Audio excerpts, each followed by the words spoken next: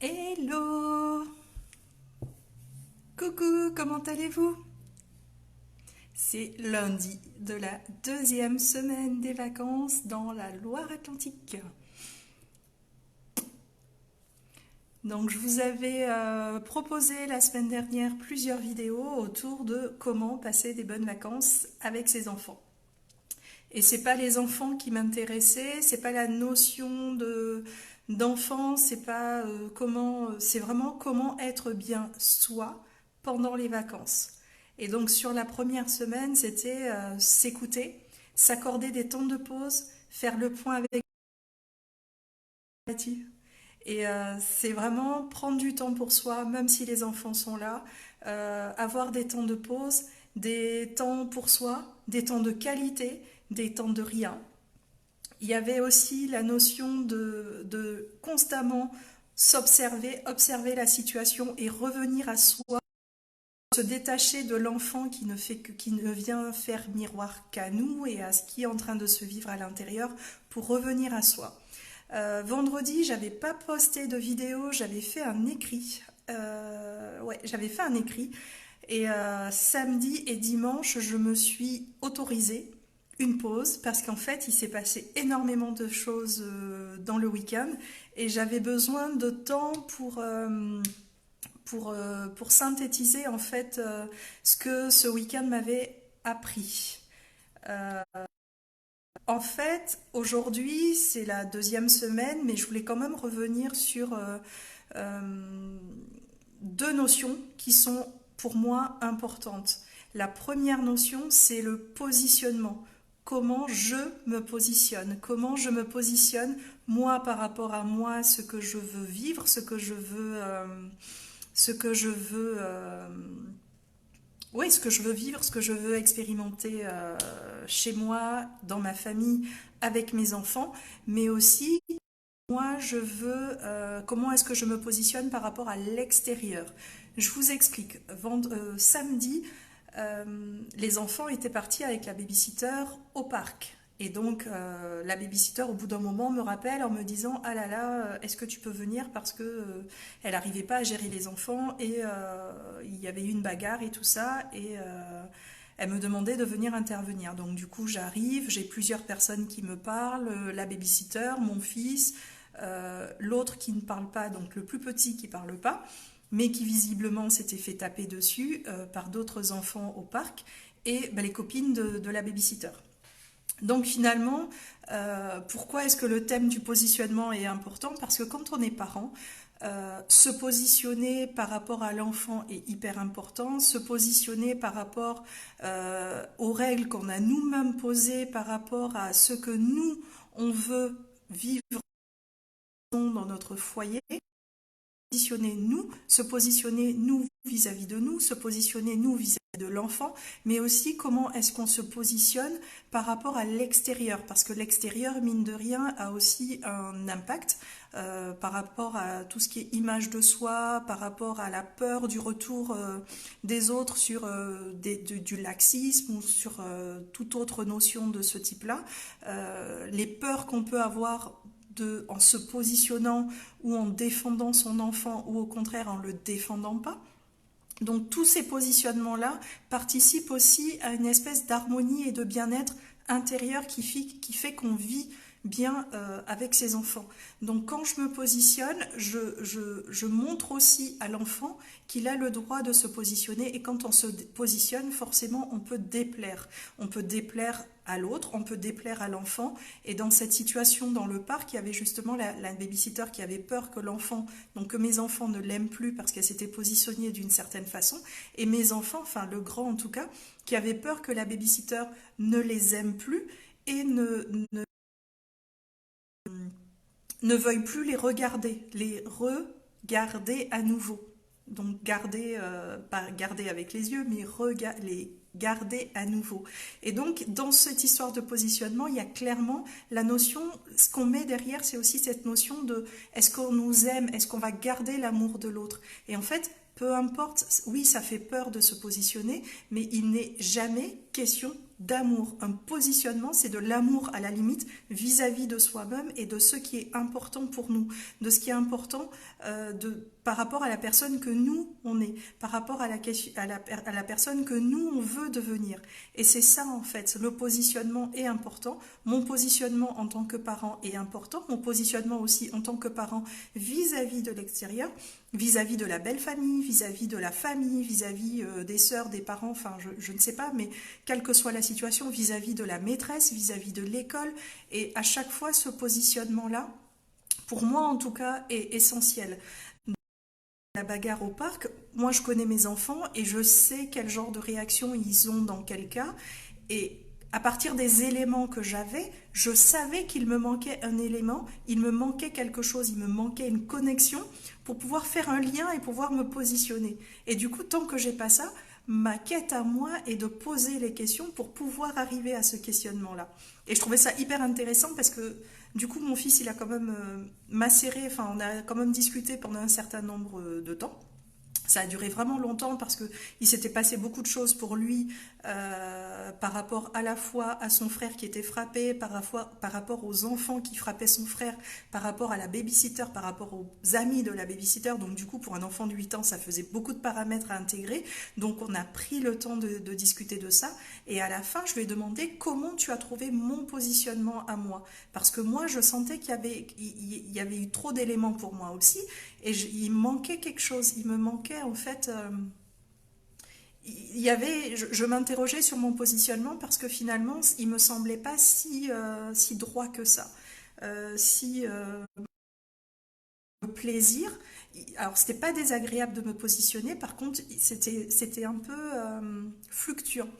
Et donc du coup, quand je pose la question à mon fils pour savoir qu'est-ce que lui, il a pensé de mon positionnement, là, sa réponse à lui a été tout de suite immédiate et directe.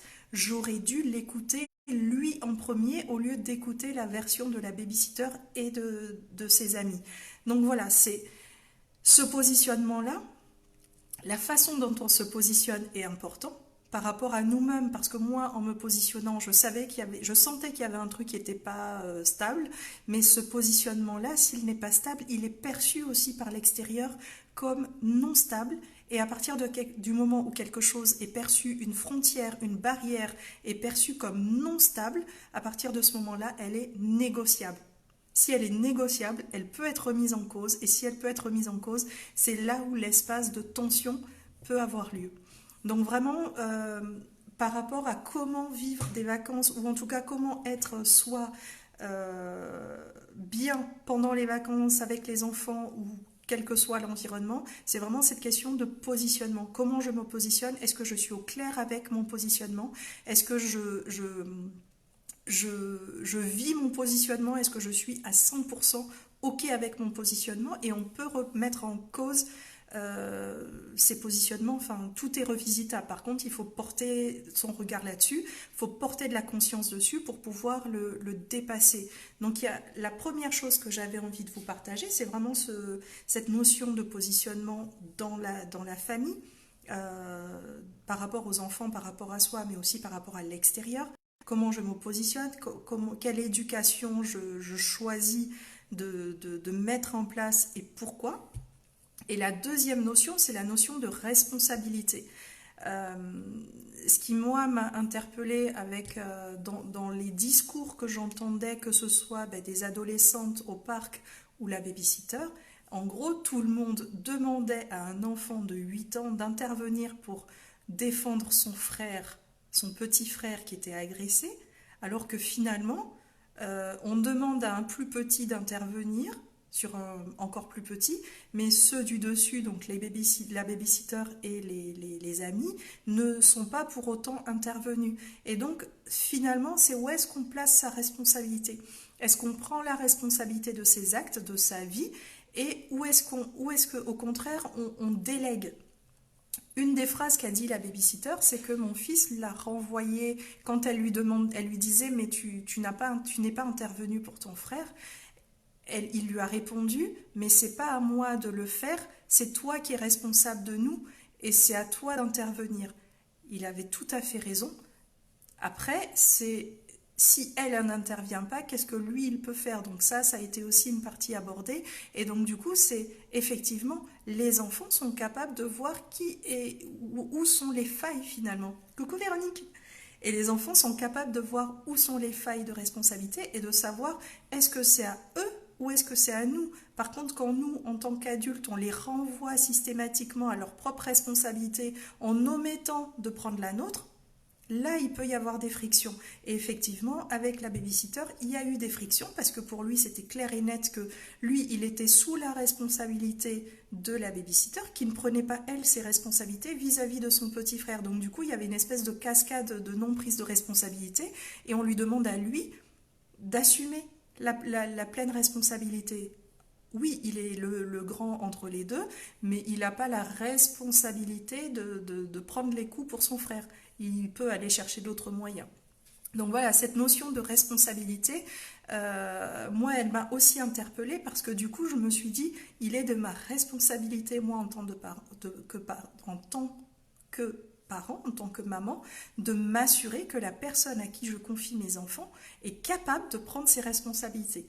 Donc du coup, cet extérieur-là qui finalement, leur discussion autour de la responsabilité me renvoie moi à ma propre responsabilité. Est-ce que je les confie à nouveau à une personne qui... Donc, on a eu l'échange avec la babysitter, on a clarifié un certain nombre de choses et tout s'est apaisé. Par contre, il y a vraiment ce souci-là de est-ce que je prends ma responsabilité, comment je me positionne et quelle est ma responsabilité. Et pendant ces vacances, pendant cette période de vacances, il y a aussi les mêmes jeux, les mêmes liens sont possibles entre il se passe une crise, il y a une crise, il y a une colère, il y a des disputes entre les enfants. Comment je me positionne, qu'est-ce que j'observe, comment je me sens en observant ça. Je clarifie à l'intérieur de moi d'abord et toujours qu'est-ce que je sens à l'intérieur de moi, comment je me positionne et ensuite comment est-ce que je prends mes responsabilités dans ce qui est en train de se passer. Parfois, intervenir est la chose à faire, des fois, intervenir n'est pas la chose à faire. Tout dépend de la situation. Et donc, voilà un peu pourquoi est-ce que ce week-end, je n'ai pas parlé très dense. Il y a eu beaucoup d'échanges, de non-compréhension, alors d'interrogation plutôt que de non-d'interrogation sur ce qui s'était passé. Et aussi un temps, un espace pour les parents, pour éduquer, pour parler aux enfants. Encore une fois, je ne dis pas de parler pour parler et combler des moments, c'est vraiment partager et leur permettre aussi d'appréhender des notions qui leur seront utiles après. La notion de responsabilité est importante et moi je sais que je renvoie souvent mes enfants à la notion de responsabilité. Euh, une des raisons pour lesquelles le grand n'est pas intervenu, c'est la peur d'être grondé. Donc, ce qu'on renvoie aussi à l'enfant est important. Coucou Vanessa. Ce qu'on renvoie aussi à l'enfant est important. L'enfant, mon fils, le grand, en voyant son frère se faire frapper enfants par plusieurs autres enfants au parc, n'est pas intervenu parce que pour lui, il ne comprenait pas qu'il y avait toutes les autres mamans, tous les autres parents qui étaient au parc et personne n'intervenait. La question, c'est si lui, il intervient, il risque de se faire gronder. Donc comment est-ce qu'on peut demander à un enfant de se positionner quand déjà il ne comprend pas le monde qui l'entoure, quand il y a des interrogations. Par contre, de prendre le temps, et les vacances, c'est aussi un temps d'échange, où on a un peu plus de temps finalement pour clarifier certaines choses avec les enfants, c'est vraiment prendre du temps pour expliquer les nuances, pour répondre à leurs questionnements, pour vraiment aller plus en profondeur dans les échanges. Créer des espaces de parole, des espaces où on peut expliquer des choses qui se sont passées. C'est rigolo parce qu'il m'a parlé de choses qui s'étaient passées plus en arrière à l'école, par exemple, des choses comme ça, où il questionne. Et dans cette situation-là, quand ça se passe, qu'est-ce que je peux faire? Et moi, je ne réponds jamais à qu'est-ce que je peux faire. Je l'amène à chaque fois à s'interroger lui sur ce que lui, il peut faire. Parce que moi, je ne sais pas ce qu'il peut faire. Par contre, si je lui donne une réponse toute faite, il va l'appliquer systématiquement à toutes les situations. Alors qu'en l'amenant, lui, à s'interroger et à se reconnecter à chaque fois à ce qui se passe à l'intérieur de lui, ben, je l'amène à être autonome sur le questionnement et donc sur le processus. Moi, du coup, ça me fait des vacances à moi. Donc voilà. Euh, Moi, cette semaine, j'ai pas les enfants parce que ils sont chez leur papa. Ce matin, je me suis dit, et je me suis dit comment je me sens. Et en fait, je me sens hyper bien parce que j'ai vraiment profité de cette semaine avec eux. On a eu des moments où il s'est rien passé, des moments où ça a été très intense, des moments où on a super bien joué. Jusqu'à ce qu'ils partent ce matin, on était en train de jouer à des jeux par équipe où on alternait. Et donc ce matin, je me sens vraiment bien parce que j'ai du travail, parce que je vais pouvoir travailler et je vais pas avoir ce petit regret de j'aurais pu faire autrement ou j'aurais pu voilà, j'aurais pu avoir cette attitude-là. Il n'y a pas de regret, en tout cas pour moi sur cette semaine-là. Améliorer, il y a des qu'on a décidé d'améliorer tous ensemble, notamment sur certaines activités à l'extérieur. Et voilà, mais sinon, moi, je me sens vraiment contente. Pas de culpabilité qu'ils soient pas là, pas de culpabilité de ne pas pouvoir profiter d'eux parce que j'ai la possibilité de les appeler. Et c'est ça aussi, c'est s'autoriser quand ils sont pas là à être heureux. Parce que finalement, quand notre bonheur ne dépend pas de nos enfants, mais de nous, on est encore une fois dans la responsabilité et dans le positionnement. Je suis heureuse qu'il y ait mes enfants ou pas. Je suis super heureuse qu'il y ait mes enfants ou pas. Ça ne dépend pas de l'extérieur, mais juste de moi. Et à chaque fois, ce qui va amener ça, c'est rester collé, concentré, serré à l'intérieur de soi. C'est je suis à l'intérieur de moi et je sens comment je me sens et je sens ce que je ressens mon corps. Je suis pas dans ma tête et je suis pas dans ce que les autres vont penser de moi et je suis pas dans ce qui va se passer dans le futur. Si je pense, si je dis ça, il va se passer ça. C'est non, je suis en ce moment, je suis dans mon corps et je suis super contente. Donc voilà. Après, c'est pareil, je continue sur la deuxième semaine à partager des façons de voir, parce que pour moi, la parentalité a vraiment été quelque chose de problématique. Mais mon Dieu, on me demande d'être une maman, et j'avais vraiment l'impression de faire la maman, de jouer un peu comme on joue à la petite fille, de jouer à la maman. Et, euh, et à partir du moment où j'ai l'impression que je fais semblant, ben je regarde ça et du coup je vais chercher comment euh, comment changer ça, comment transformer ça pour être au plus près de qui je suis. Et au final, qui je suis, c'est pas du tout faire la maman. Je pense que je suis une maman par nature. Donc vraiment, moi j'ai grandi dans un autre environnement, j'ai grandi. Donc il y a des choses qui ne sont pas de l'ordre qui sont des non-sujets pour moi, mais je comprends et j'entends que ce soit des interrogations. Mais moi, pour moi, je suis une femme avant tout et les enfants sont bah, c'est un peu le pack, quoi. C'est le pack. Alors, ça veut pas dire que parce qu'on est une femme, on doit avoir des enfants, mais en tout cas, moi, mes enfants, ils sont inclus avec moi. C'est pas un questionnement. Par contre, le questionnement qui m'a toujours interpellée, qui m'a vraiment toujours. C'est qui je suis moi, comment je me positionne moi par rapport aux enfants. Et je suis une maman et j'ai pas envie de faire la maman. Et pour moi, poser des règles auxquelles je n'adhérais pas était quelque chose d'extrêmement pas. Je ne savais pas pourquoi il fallait faire comme ça.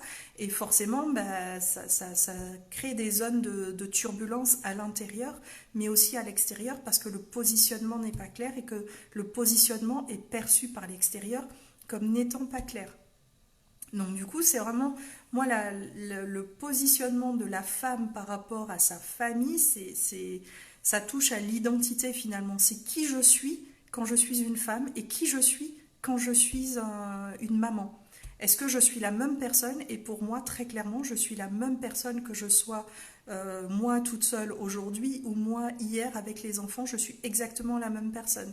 C'est-à-dire que ce que je m'autorise en tant que femme, je me l'autorise aussi en tant que maman. Pour moi, il n'y a aucune différence et je ne veux pas séparer les deux. Donc voilà, je ne sais pas si vous... Tac, tac, tac. Je ne sais pas... Ah, oh, j'ai touché quelque chose. Je ne sais pas si vous avez des... Oh, je suis toute brillante. Et il y a vraiment cet aspect-là de... Pour moi, il n'y a pas de séparation. Je suis la même personne, que ce soit dans mon univers personnel, professionnel, familial. C'est en tout cas ce vers quoi je veux tendre, c'est être exactement la même personne.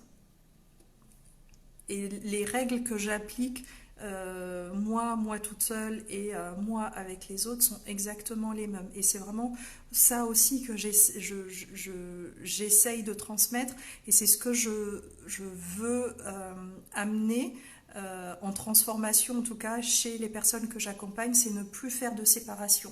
Ne plus faire de séparation entre qui je suis à l'intérieur de moi et qui je me montre au monde. Euh, voilà, c'est les séparations entre moi, femme, moi, maman, les séparations entre moi, professionnel, et moi, personnel. Moi, quand je suis dans ma belle famille, et voilà, toutes ces choses-là, pour moi, ça n'a pas lieu d'être. Ça n'a vraiment pas lieu d'être, et je vois beaucoup de souffrance, j'entends beaucoup de souffrance par rapport à ça, justement. On sent des choses à l'intérieur de nous, on a envie d'autre chose, on a envie.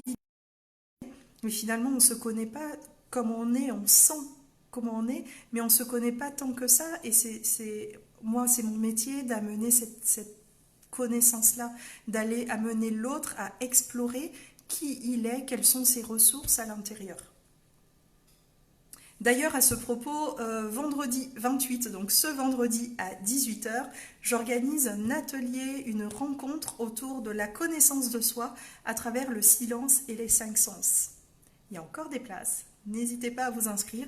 Et c'est vraiment cette idée de créer un espace de silence pour aller rentrer à l'intérieur de soi, se découvrir, s'écouter, explorer aussi, à travers les 5 sens, explorer toutes nos facettes, parce que nous sommes multifacettes, nous avons plein de ressources, on a plein de qualités, on a plein de choses à donner au monde, mais avant de donner des choses au monde, on a déjà plein de choses à s'apporter, et la première chose déjà à s'apporter soi, c'est se connaître, s'aimer.